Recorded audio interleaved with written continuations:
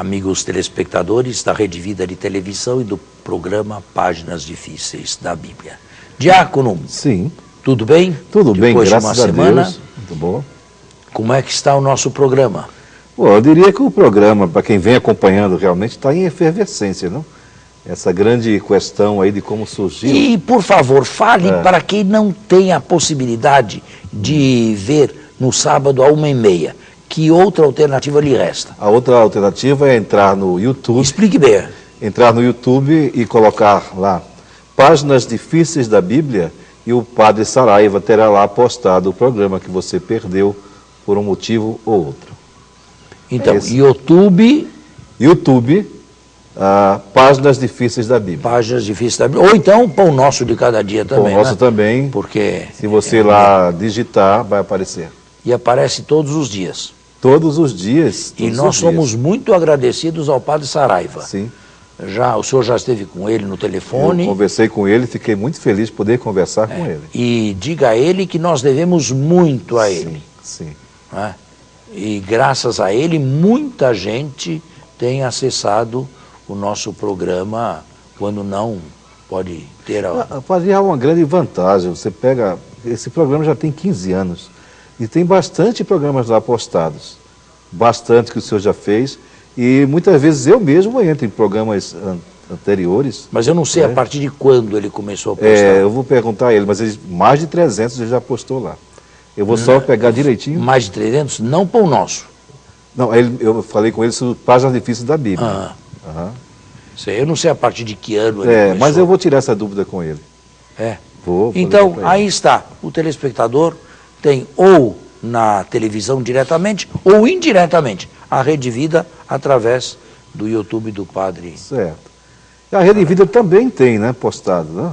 Eu não sei se ela está atualizada também não ou se sei. vem com atualização diária ou semanal. Mas, de qualquer maneira, o Padre Saraiva presta um grande serviço a ela, a nós e, por que não dizer, em primeiro lugar, a Deus. Perfeito, perfeito. Muito obrigado, Padre Saraiva. E agora? E agora nós paramos naquela questão dos povos dos mares, não? Que desestabilizaram os egípcios, ali a terra de Canaã. Os cananeus. Os cananeus. Os cananeus foram... Agora, o que acontece quando cidades são desestabilizadas? Primeiro, a economia vai para onde? Vai para baixo, né? Cai. Escuta, nós estamos vivendo isso aqui? Infelizmente. A economia está a zero. O que acontece? Olha, eu que moro em São Paulo, não aqui em Brasília, as grandes obras como o metrô estão paradas. Estão paradas. Eu vejo lá, até pichadas, sem serem inauguradas, já estão pichadas. Tudo parado, por falta de verba. Isso não é coisa de hoje. Isso aconteceu no passado também. Quando existe a paralisia da economia, o que acontece? Endividamentos. Perda de emprego e endividamentos. Está ocorrendo aqui no Brasil? Meu Deus, como, né? Perda de emprego está ocorrendo aqui? Alarmante. Endividamentos estão ocorrendo? Gente endividada. Só que no passado, se você ficasse endividado e não tivesse com o que pagar, se transformava em escravo. Devia ser vendido como escravo. Você e sua família toda, né? Você, sua mulher e seus filhos se transformavam em escravos. Hoje não. O máximo que pode acontecer, se a fraude for fraudulenta, se for criminosa, é cadeia. Mas não escravidão. No passado havia escravidão. E escravidão séria para o resto da vida. Muita gente entrou nessa situação. Muitos. Foi uma devastação arruinante. Bem, para não serem vendidos como escravos, o jeito era tentar uma vida nova. As cidades-estado estavam constituídas na planície, isto é, no nível do mar. Certo. As montanhas, é pena nós não temos aqui um mapa da Palestina antiga. Agora seria necessário que esse programa aqui possuísse um mapa da Palestina antiga. A parte central da Palestina é uma parte montanhosa. Elas já tinham sido ocupadas milênios antes, ou centenas de anos antes. Mas aquela época estavam desocupadas. Então, muitos desses que não viam outra possibilidade de subsistência subiram para o Planalto, subiram para a região montanhosa que estava, à época do Ferro I, do final do Ferro I, desertificada. E ali puderam respirar, sabe? Fazendo o quê? Construindo pequenos assentamentos semicirculares. Precisaria de uma lousa aqui também agora. Isto é, um pequeno meio círculo, uma meia lua, com casas pequenininhas, uma ao lado da outra, e com uma abertura externa, comum. Casas pequenas, pobres, onde cabiam, no máximo, 4 pessoas, ou 5. Um marido, uma mulher e 2 ou 3 filhos. Um clã, uma família ao lado de outra. Diversas famílias formando um clã. E isto, naquela época, se multiplicou tanto que se chegou ao número de 250 assentamentos só na região montanhosa do norte e do centro. Pequenas famílias que formavam um clãzinho. Cada família era um clã, é isso? Não, cada família era uma família. Certo, mas e o clã? O conjunto, a meia-lua, as casas assim, em forma de semicírculo, uma ao lado da outra, uma geminada isso, com a outra, formavam um clã. Ah, tá, agora entendi. Bem, esses são os primeiros israelitas. Esses são os proto-israelitas. Esses são os israelitas da história. Que ironia! Não vieram do Egito, não vieram do estrangeiro, não atravessaram o deserto, vieram de baixo para cima, tentando uma vida nova depois da desestabilização das cidades-estado de baixo e com a perda da soberania do Egito sobre aquelas cidades, que entraram em completa desarticulação. Esses clãs, esses pequenos clãs se multiplicaram tanto. Entre o norte e o centro, e depois o sul, existe uma fenda natural. No sul também, alguns clãs dessa época se organizaram também em cima, nas montanhas de Judá.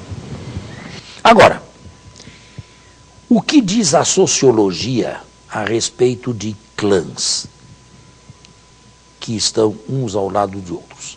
Eles acabam formando um sem número de vínculos. alguém empresta uma panela para o outro, alguém faz um empréstimo de dinheiro, alguém empresta um pouco de trigo, alguém empresta um pouco de leite ou uma ovelha, alguém dá um filho em casamento a uma outra filha de lá. Os clãs com o tempo, os clãs com o tempo vão se organizando. E clãs de uma determinada área organizando-se com o decorrer de anos e dezenas de anos, formam uma pequena tribo. Ah, mano, aí a origem das 12 tribos. E acabaram recebendo nomes de locais onde eles se formavam.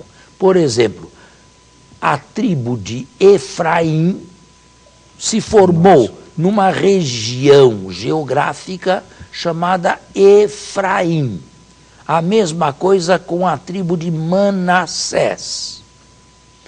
Quando muito mais tarde a Bíblia foi escrita, estes nomes geográficos passaram a ser os filhos de Jacó.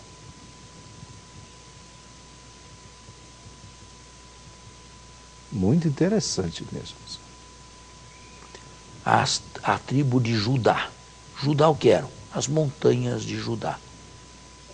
Aqueles clãs formaram a tribo e Judá passou a ser um dos filhos de Jacó.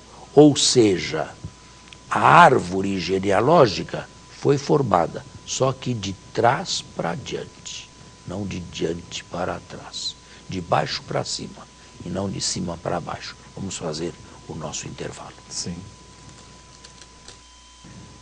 Deu para entender? Deu. Agora me ocorre uma pergunta. Claro. E não se esqueça que o senhor representa Sim, aí por isso a minha pergunta. todos os telespectadores. Deve ter muitas perguntas. Essa é uma delas. Existe comprovação histórica acerca dessa versão? Historicamente ela é comprovada? Ela é comprovada através da arqueologia. Sim. A arqueologia é uma ciência muito exata, Claro. não é matemática, mas é uma ciência muito exata. A arqueologia comprova a existência de todos esses clãs aí. Humildes, pequenos, nada de edifícios grandes, nada de edifícios públicos, não foi encontrado nenhum templo, mas é claro que nunca houve um povo na antiguidade que fosse ateu. Uma coisa parece interessante, a arqueologia chega até a pequenos detalhes.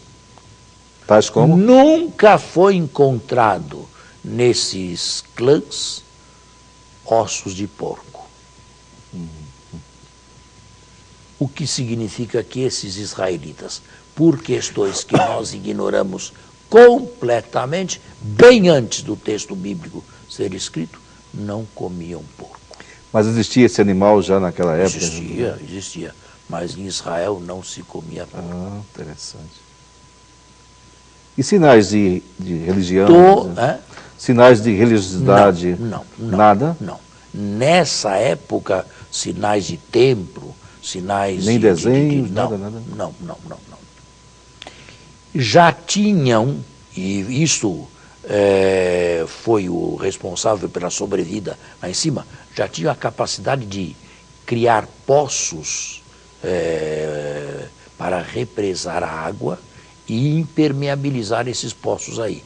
E assim tinham água represada para o consumo durante o ano. Eram grupos que se dedicavam parte à agricultura e parte ao pastoreio. Quando se estava entre safras, não se plantava, então se tinha os animais de médio porte. Ovelhas, bodes, esse tipo aí de animais. Eles também habitavam próximo a rios, não? Não, ali não tem rio nenhum. Não tem? Lá em cima não corre rio nenhum. De onde eles represavam a água da chuva. Ah, tá. Agora que eu através entendi. dos poços que criaram. E impermeabilizados. Inteligente.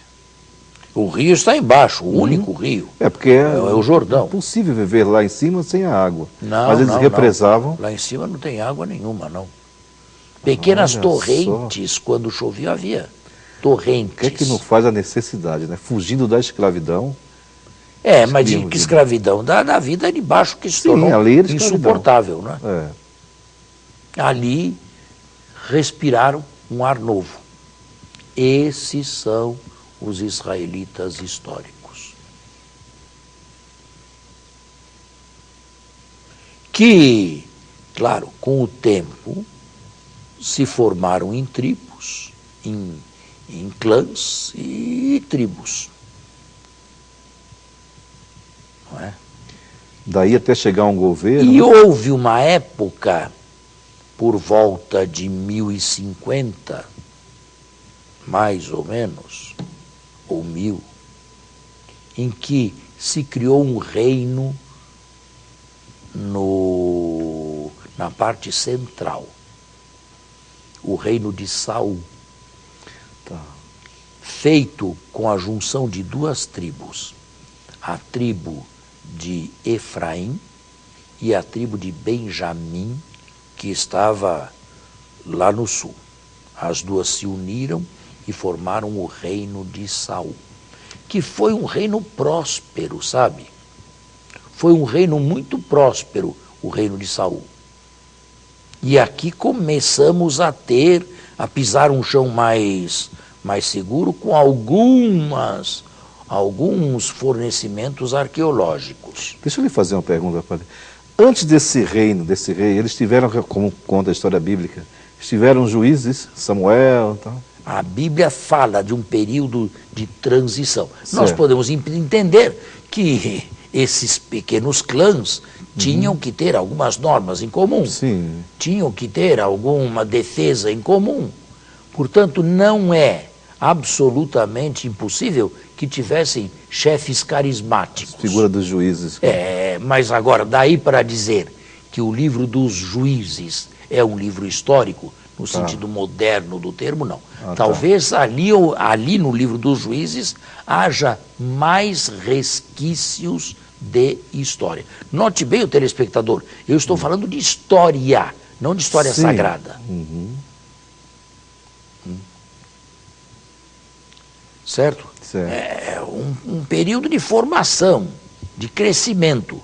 Aí surgiu o primeiro reino, o reino de Saul, que terminou mal, mas não, a meu ver, pelas razões que dá a Bíblia. A Bíblia entra por um outro viés, contra uma outra história. Ele se desentendeu com Samuel e deixou de aplicar o direito do herem, usurpou o sacerdócio. Ele desapareceu por causa do Egito. O Egito não via com bons olhos aquele reino. O Egito não via com bons olhos aquela prosperidade e, servindo-se de pontas de lança, os filisteus que estavam lá embaixo deram cabo no reino de Saul. A Bíblia conta outra história. Sim, também pelos filisteus. Só que eu acrescentaria amando do Egito, sendo as pontas de lança do Egito, que não viam aquele reino com bons olhos.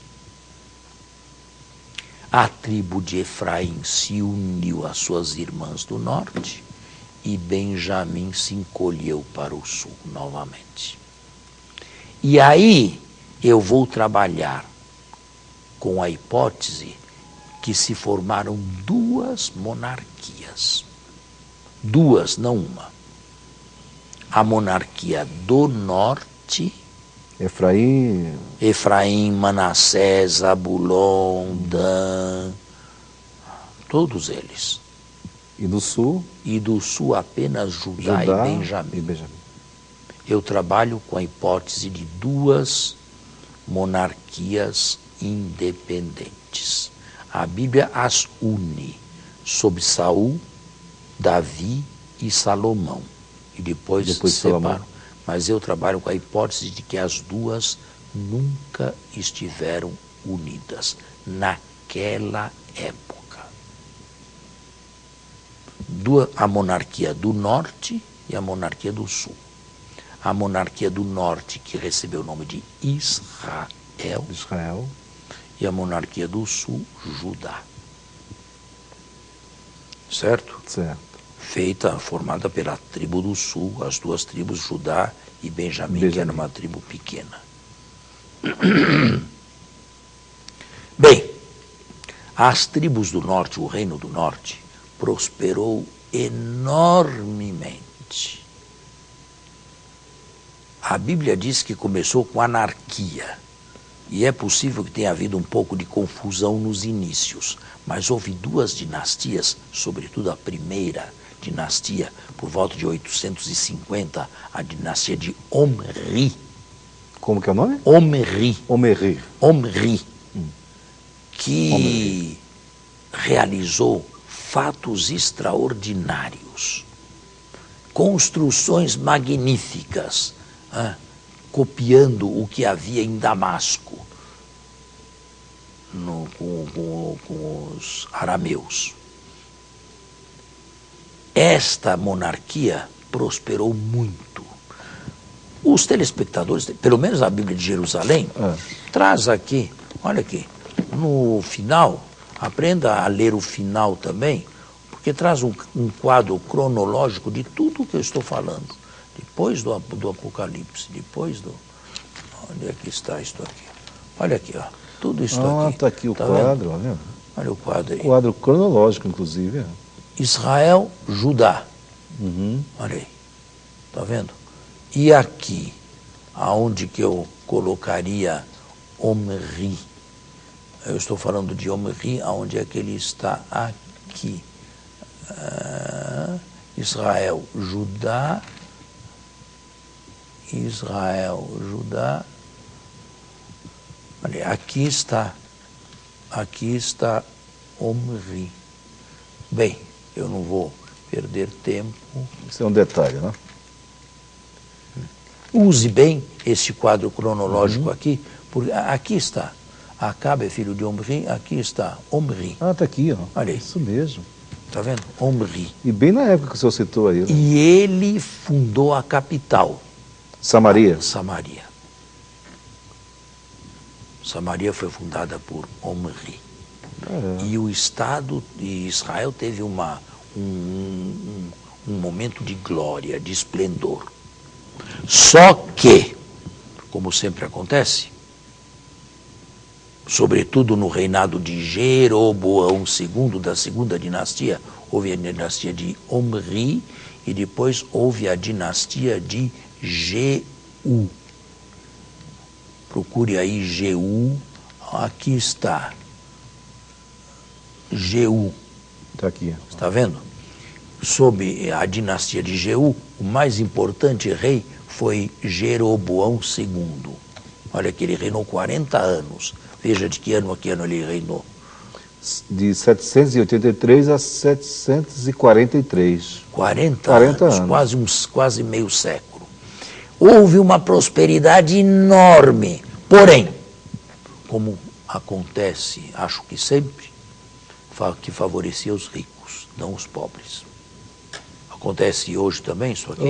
Como acontece, E surge então no reinado de Jeroboão II um primeiro profeta, Amós, que é um profeta de justiça social. E grita, porque um pobre era vendido por um par de sandálias. Nosso tempo está encerrado. Poxa vida, como passa rápido. Vamos terminar e voltar na semana que vem, se Deus quiser. Muito obrigado pela escuta. Até o próximo sábado, se Deus quiser.